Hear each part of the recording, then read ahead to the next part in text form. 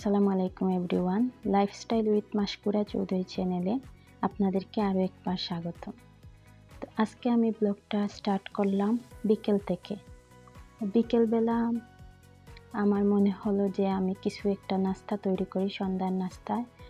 তো আপনাদের ভাইয়াও আজকে বাসায় আছে।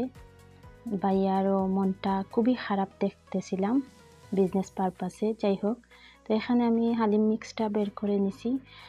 পুরোটাই রান্না করব, কারণ আমার যে ফ্ল্যাটমেট ভাবি আছেন ওনাকেও একটু দেব, আর আরেকজন ভাবি যে দেখলেন আপনারা ক্যামেরায় প্রথমেই আমাকে ফুল দিচ্ছেন, ওনাকেও একটু শেয়ার করব। তো এখানে আমি ফুটন্ত গরম পানি দিয়ে পুরো হালিম মিক্সের প্যাকেটটা ভিজিয়ে রাখলাম। আর ওইদিকে আমি গরুর মাংসটাও প্রায় কষিয়ে নিয়েছি অফ ক্যামেরায়। তো এখন ঘন্টা খানিকের পরে আমি হালিম মিক্সটা অ্যাড করব গরুর মাংসের মধ্যে। সেটা আর আপনাদের সাথে শেয়ার করা হয় না, কিভাবে কি করলাম, গরুর মাংস কীভাবে রান্না করলাম।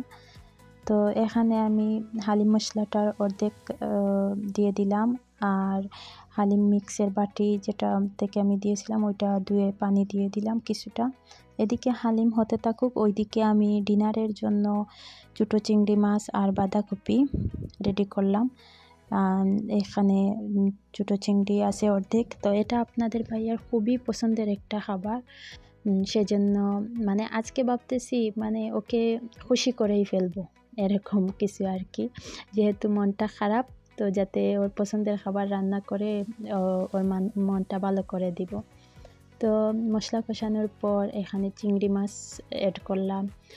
চিংড়ি মাছ দিয়ে মশলাটা ভালোভাবে কষিয়ে নিয়ে তারপর বাঁধাকপিটা দিয়ে দিছি। তো প্রায় হয়েই যাচ্ছে, একদিকে হালিম রান্না, একদিকে বাঁধাকপি, কারণ হালিমটার কাছ থেকে তো সরা যাবে না, বারবার নেড়ে চেড়ে দিতে হয় ধৈর্য সহকারে। এই যে অফ ক্যামেরায় অনেকবার নেড়ে চেড়ে দিলাম, বাঁধাকপিটা হয়ে গেছে। এখন আমি ধনেপাতা অ্যাড করলাম। এদিকে আবার আমার হালিমটাও রেডি হয়ে গেছে। মাগরিবের নামাজ পড়ে এসে আপনাদের সাথে শেয়ার করতেছি। ডেকোরেশন করার চেষ্টা করছি, আপনাদের ভাইয়াকে সাথে নিয়েই খাবো। তো ও ঘুমিয়েছিল, ঘুম থেকে উঠছে, মাগরিবের নামাজ পড়ে ও অপেক্ষা করতেছে যে আমি কি রান্না করলাম। ও কিন্তু জানে না যে আমি হালিম রান্না করছি।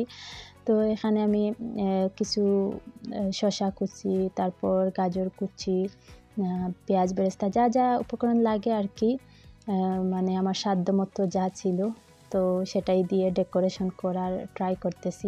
আদা কুচি, কাঁচামরিচ কুচি সব দিছি। তো পরে মনে হচ্ছে যে একটু বেশি দিয়ে ফেলেছি, আরও অল্প হলে আরও দেখতে ভালোই লাগতো। তো এখানে একটা ধনেপাতার পাতা দিয়েও ডেকোরেশন করতেছি। তো এই তো রেডি হয়ে গেল। আর রাতের খাবারের জন্য যা যা করছি সেটাও আপনাদের সাথে শেয়ার করলাম। এই যে বাঁধাকপিটা ভাজি করছি, আর দুপুরে পুঁই শাক ছিল, সেটাও দেখিয়ে দিলাম। তো রাতের খাবার দাবারের পরে আমি এখানে আমার জামা সেলাই করতেছিলাম বসে বসে, কারণ মানে অনেক তাড়াতাড়ি খেয়ে ফেলছিলাম আমরা। তো এখানে বসে বসে সেলাই করতেছি, আর তখন কিন্তু আমার মনটা ভালো না। তো কেন ভালো না, পুরো ভিডিওটা দেখতে থাকেন, বুঝতে পারবেন। শেয়ার করব, আশা করি আপনাদের ভালোই লাগবে, হয়তো খারাপ লাগবে জানি না।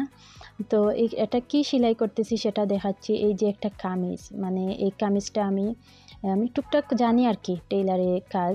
তো এটা সেলাই করতেছি। এটা ছিল পরের দিনের এই ব্লগ বলতে ভিডিও। পরের দিন আমরা একটা পার্কে ঘুরতে যাচ্ছিলাম, সেই দিনের ফুটেজটা অ্যাড করে দিলাম। এই তো আমরা চলে আসছি পার্কে।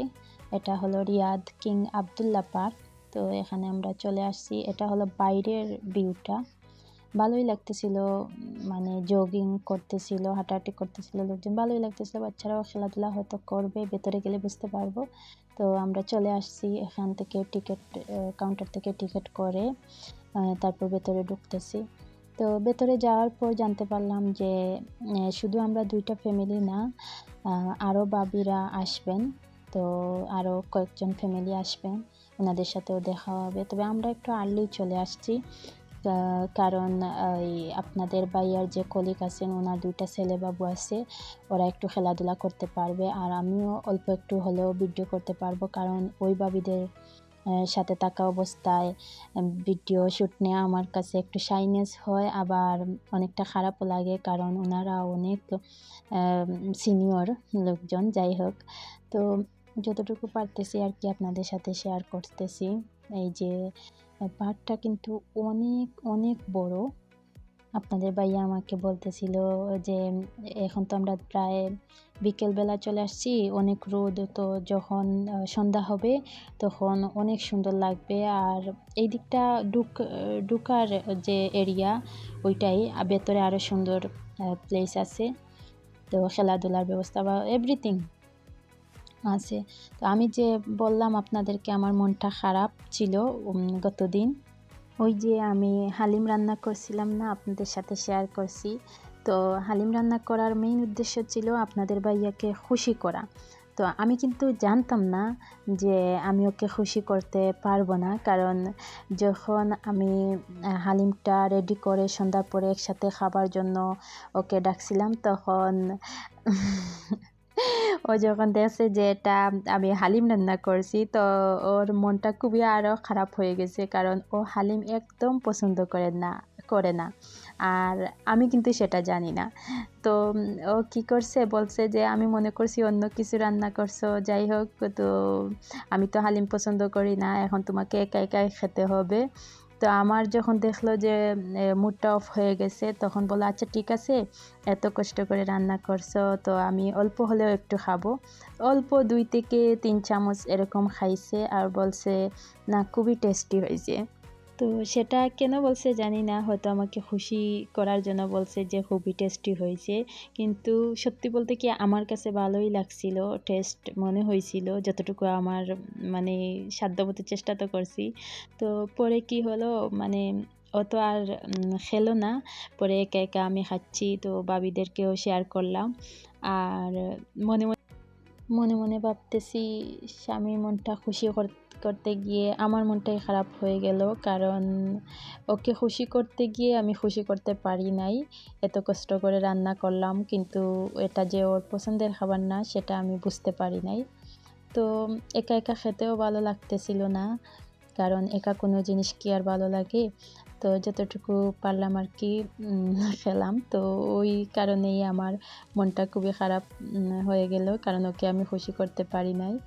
তো ও বারবার বলছিল আরে ঠিক আছে, তুমি এত কষ্ট করে রান্না করছো সেটাই আমার জন্য অনেক, তুমি তো আর জানতে না যে আমি হালিমটা খেতে পছন্দ করি না। তো তারপরও আমি তো খাইছি, তুমি মন খারাপ কেন করতেছো? তো আমি আমার মনকে সান্ত্বনা দেওয়ার জন্য আর কি বলছিলাম না, অন্য একদিন মনকে বলছিলাম যে আচ্ছা অন্য একদিন কিছু একটা রান্না করে খুশি করে ফেলবো। তো এদিকে আমরা তো ঘোরাঘুরি করতেছি পার্কে, আর আপনাদের সাথে পার্কে ঘুরে ঘুরে শেয়ারও করে ফেললাম ওই দিন কেন আমার মন খারাপ হয়ে গেছিলো।